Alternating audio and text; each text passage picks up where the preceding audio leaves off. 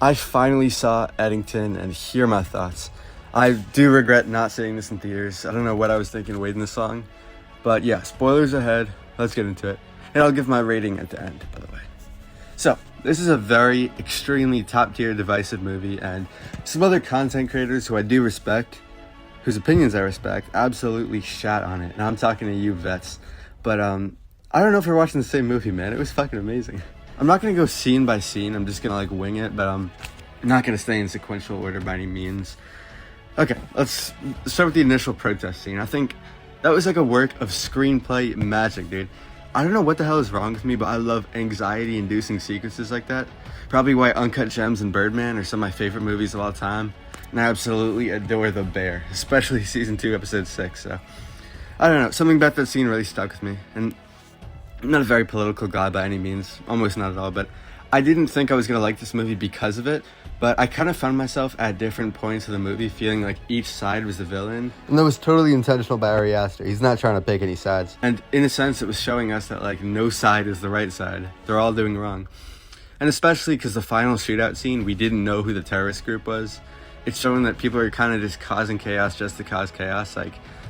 They don't even know what point they're proving, you know? Before I get into that final amazing scene, and before I get into the flaws of the movie, I want to give a quick shout out to the first third of the movie, basically anything with Joe Cross versus Ted Garcia. I thought that was fantastic, especially when Joe showed up to whatever gala or fundraiser or event that Ted was having. And the battle between fucking Katy Perry, that was the perfect song choice, for the way. Very reminiscent of the dance party scene in One Battle After Another, Shut Up and Dance. And yeah, this movie was so similar to that One Battle After Another. Not just the themes, but the shootouts in both movies. Also, they're both very No Country for Old Men-esque.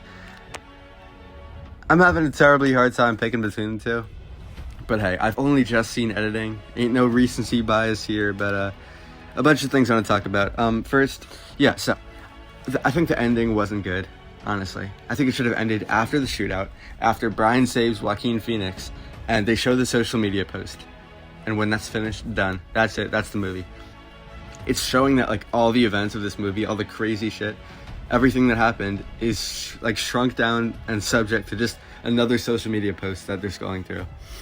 I didn't mind the ending. I just didn't need to see Joaquin Phoenix in bed with his mother-in-law and the nurse. Kind of weird, but I did appreciate how it's kind of everything he worked for.